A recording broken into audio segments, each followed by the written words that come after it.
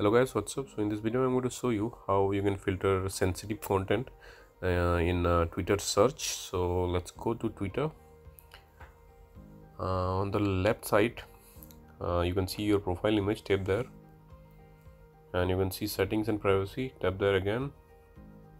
Now you can see content reference, tap there, and the second row you can see search settings, tap there.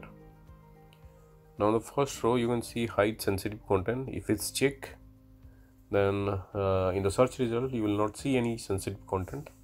If you uncheck it, when you search in Twitter you will see all the content in your search.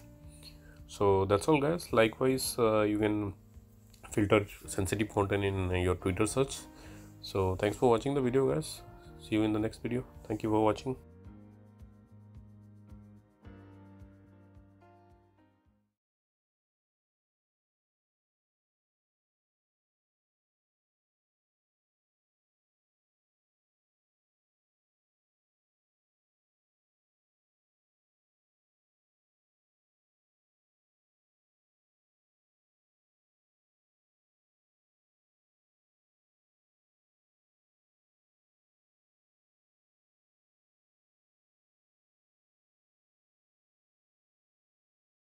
Okay, let's go to that profile again.